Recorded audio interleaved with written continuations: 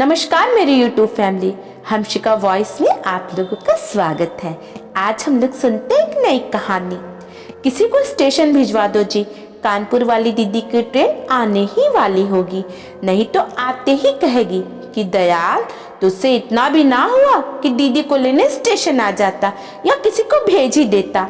मेरी पत्नी शीतल ने बड़े ही मजाकिया ढंग से शादी के अनगिनत कामों के बीच मुझे एक जरूरी काम याद दिलाया, तो मैंने जल्दी ही किसी को दीदी को स्टेशन में लाने के लिए भेज दिया। अच्छा, वो बारातियों के गिफ्ट्स देख लिए ना तुमने? ठीक है ना, मैंने शीतल से पूछा, तो उसने अपना एक हाथ मेरे कंधे पर रखते हुए और दूसरे हाथ से एक गर्म चाय की कप मेरे हाथों में थमा दी। दो पल को सांस भी ले लो जी, सब बढ़िया है, हम हमारे हिसाब से सब अच्छा ही कर रहे हैं। अब थोड़ी बहुत 19-20 हो ही जाएगी तो कौन सा तूफान आ जाएगा। पहले आप शांति से बैठकर चाय पी लीजिए और भगवान पर भरोसा रखिए, देख लेना ऊपर वाले की कृपा से सभी काम बड़े अच्छे से संपन्न होंगे।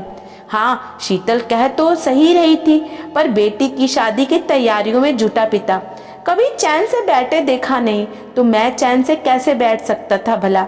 और शीतल को भी कहाँ चैन था, दो पल भी एक जगह ना ठहरती। कभी उसको ये काम याद आता तो कभी उसे वो काम याद आता। खैर, हम दोनों ही बड़े उत्साहित और साथ में कुछ चिंतित भी थे। अब हमारी छोटी बिटिया रिया का ब्याह जो था, शादी की सब तैयारियां लगभग हो चुकी थी। मैरिज हॉल की बुकिंग, रिश्तेदारों को दिए जाने वाले उपहार, बारातियों के स्वागत का इंतजाम, बर्तन, गहने, कपड़े इत्यादि की खरीदारी। शादी की तैयारियों में मैंने अपने सामर्थ्य से कहीं ज्यादा कर ली थी, जो कि मेरे हिसाब से यह हमारे लिए आखिरी बड़ा खर्चा था। पहले दो बड़ी बेटियों की शादी तो फिर भी पीछे वाली बेटियों के लिए सोचना था, मगर अब सिर्फ रिया ही थी, इसलिए रिया के ब्याह में किसी भी तरह की कोई भी कमी नहीं रखना चाहते थे। शीतल अक्सर शादी के बढ़ते हुए खर्चों में मेरा हाथ पीछे को खींचती, पर ब्याह के हर्ष उल्लास में मैं कहाँ ब्याह से इतर भविष्य के खर्चों के लिए सोचने बैठता। ब्याह को अब केवल एक ही सप्ताह रह गया था और तभी रिया के होने वाले ससुर जी का कॉल आया। नमस्कार समधी जी, कैसे हैं? हो गई शादी की सारी तैयारियां? जी नमस्कार, यूँ तो सारी तैयारियां हो गई हैं, पर तैयारियों का क्या है भाई साहब, शादी वाले दिन तक चलती ही रहती है। हाँ हाँ, सही कह रहे हैं आप दयाल जी, उन्होंने ठहाका मारते हुए कहा। दयाल जी, एक बात करनी थी आपसे। जी कहें भाई साहब, मैंने कुछ चिंतित पर विनम्र भाव से कहा। जरा खाने पीने का इंतजाम तगड़ा कर लीजिएगा। वो क्या है ना, हमारे यहाँ खाने पीने के सब बड़े शौकीन हैं। मीठे में आपने 2 ही चीज रखवाई है ना, उन्हें बढ़ा करके 5 कर दें, और स्टार्टर्स में भी कम से कम 5-7 तो कर ही दें। जी भाई साहब, सब हो जाएगा। मैंने उन्हें तो हाँ कर दी, पर 2 मिनट को शादी के बढ़ते हुए बजट ने उन दिसंबर की सर्द दोपहरी में भी मेरे माथे पर पसीनों की बूंदें छलका दी। ब्यूटी पार्लर से लौटी मेरी रिया झट से मेरे परेशान मन को भाप गई। कुछ डिमांड की क्या अतुल के पापा ने आपसे? नहीं नहीं, कुछ नहीं बेटा, मैंने बात को टालते हुए कहा। उसके चेहरे का नूर देखकर कहा, अरे वाह, चांद सी चमक रही है हमारी बिटिया रानी।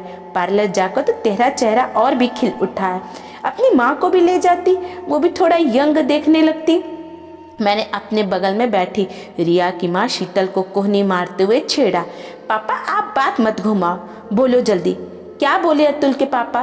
खाने के कुछ आइटम बढ़ाने को कहा है।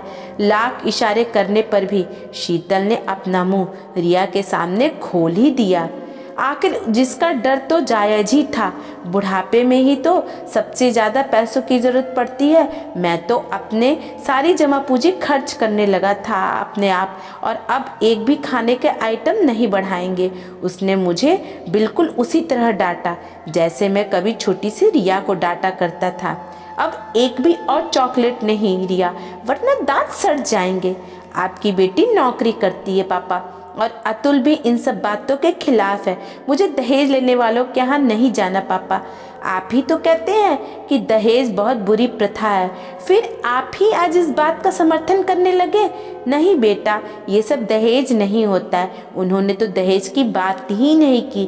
तो इन सब बातों में मत पड़, अंदर जाकर अपना नया लहंगा देख कर आ। मैं अभी अभी तेरी माँ के साथ जाकर आया। बिल्कुल तेरे मन मुताबिक ही, जरी वाला सुनहरा और सुर्ख लाल। रिया मुंह बनाती हुई अपने कमरे में चली गई। मैं रिया का गुस्सा समझ रहा था, पर अतुल जैसा लड़का मिलना आसान भी तो नहीं था। बेहद सभ्य, पढ़ा लिखा, सुलझा हुआ। पहली मुलाकात में उसने साफ कर दिया था कि वो सिर्फ रिया को चाहता है और कुछ भी नहीं। दहेज जैसी बातों से तो वो कोसों दूर है।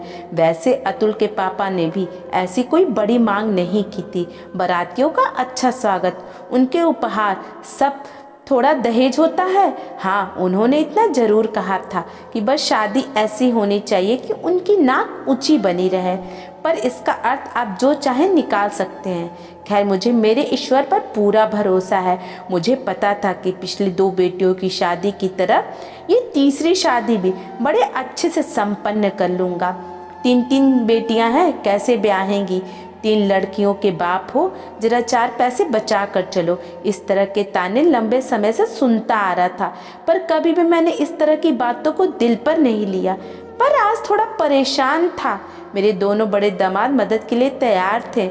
यहाँ तक कि उन्होंने होने वाले तीसरे नंबर के दामाद अतुल ने भी बार बार पूछा, पापा जी कोई दिक्कत है तो नहीं है, कोई मदद है तो कर दूं। पर मैं अब तक सब अपने बलबूते पर करता आया था, सो अब भी मुझे विश्वास था कि मुझसे सब हो जाएगा। मैरिज हॉल सज चुका था। रिया दुल्हन के रूप में बहुत प्यारी लग रही थी। शीतल कुछ परेशान थी। वो बार बार एक जगह जाकर सारे इंतजामों को देखकर तसल्ली कर रही थी। मैं तमाम कामों के बीच मीठे के आइटम बढ़वाना और स्टार्टर्स बढ़वाना भूल ही गया था। बारात का समय था और मेहमान भी शादी की तैयारियां देखकर खुश हो रहे थे। वाह, एक अध्यापक भी इतने ठाट बाट से 3 बेटियों का ब्याह कर सकता है भला? आप पर भगवान की बहुत बड़ी कृपा है दयाल जी, मेरे स्कूल की एक अध्यापिका जी ने मुझसे कहा। सही बात कह रही हैं मैडम आप। दयाल जी का जैसा नाम है वैसा ही काम है। कहीं भी वो कंजूसी नहीं करते। इन्होंने ना जाने कितने ही गरीब बच्चों की फीस कितने ही बार जमा की है। सच ही तो है, कर्म लौट कर आता है। बस ये आपको उन्हीं अच्छे कर्मों का नतीजा है दयाल जी। इस बार स्कूल के प्रिंसिपल साहब मेरी तारीफ कर रहे थे। देखते देखते बैंड बाजों के साथ बारात आ गई। स्वागत सत्कार के बाद जैसे ही स्टार्टर शुरू हुआ, मुझे तुरंत समधन जी की बात याद आ गई। दयाल जी, खाने पीने का विशेष इंतजाम कर लीजिएगा और स्टार्टर्स मीठे में आइटम बढ़ा दीजिएगा। अब एक बार फिर सर्द हवा में मेरे माथे पर पसीने की बूंदें झलकी। बारात आने से पहले सब एक बार ठीक से चेक कर लो दयाल, क्योंकि लाख ध्यान से एक एक काम करो, पर शादी के कामों में कुछ ना कुछ जरूरी काम छूट ही जाता है। कानपुर वाली दीदी ने अभी अभी मेरे कानों में एक अनुभवी शब्द डाले थे, पर तब क्यों मुझे ये जरूरी काम याद ना आया? अब इतनी जल्दी क्या करूं? हैरान परेशान सा कुछ सोच ही रहा था कि मैं अपने सामने ये सब देखकर दंग रह गया कि मेहमानों को 20 स्टार्टर्स परोसे जा रहे थे। मैं ये सब देखकर बड़ा अचंभित था। मैं भागा भागा कैटरिंग वालों के पास गया तो वहाँ करीबन 10 तरह की मिठाइयों के स्टॉल लगवा रखे थे। मैंने तत्काल उसे रोका। नहीं नहीं भाई, बस 4 ही मिठाइयाँ रखो, मेरा इतना बजट नहीं है। बहुत बजट है सर आपका। नीली शर्ट में दुबला पतला सा हैंडसम सा लड़का ये कहते हुए मेरे पैर छूने को झुका, तो मैं कुछ पीछे हटते हुए ही बस उसे पूछ बैठा, आप कौन? आपका वही जलेबी वाला नील, जो फीस के बदले हमेशा आपको अपने पापा की दुकान की रस में डूबी वो जलेबियां दे जाता था। शायद आप भूल गए होंगे सर, पर आपने इस पुराने स्टूडेंट को, पर मुझे आपकी अपनी ऊपर की हुई एक एक कृपा याद है। आप ना होते तो मैं कैसे आगे बढ़ पाता। मैं उसका चेहरा उस छोटी सी जलेबी वाले नील से मिलाने लगा, तो जैसे ही सालों बाद उसकी वो चाशनी में डूबी हुई जलेबियों का स्वाद फिर से मेरे मुंह में घुल गया। आप जो कहें उसका स्टॉल लग जाएगा सर, और आप जितना चाहें उतने पैसे दे देना सर। होटल के इस छोटे से मालिक यानी मेरे लिए सिर्फ आपका आशीर्वाद ही काफ़ी होगा। जैसे कभी स्कूल फीस के बदले आपके लिए मेरी लाई हुई जलेबियां ही काफ़ी हुआ करती थी। नील की बातें सुनकर बरबस मेरी आंखें सजल हो उठी और फिर से मेरे कानों में कानपुर वाली बड़ी दीदी की कही हुई एक अनुभवी बात आकर ठहर गई। दयाल शादी ब्याह में देने वाले बंद लिफाफे वाला गुप्त व्यवहार है, यह जीवन में किया जाने वाला खुला व्यवहार एक दिन वापस जरूर आता है। दोस्तों, आपको ये कहानी जरूर पसंद आई होगी। अगर ये आपको पसंद आती है तो आप हमें कमेंट में अपनी राय दे सकते हैं। पसंद आने पर आप इसे अपने दोस्तों के साथ शेयर ज़रूर करिएगा। ऐसी नई नई मोरल स्टोरी के लिए हमारे चैनल को सब्सक्राइब करना बिल्कुल भी मत भूलिएगा। आपका कीमती समय हमें देने के लिए आप सभी का तहे दिल से धन्यवाद। राधे कृष्णा।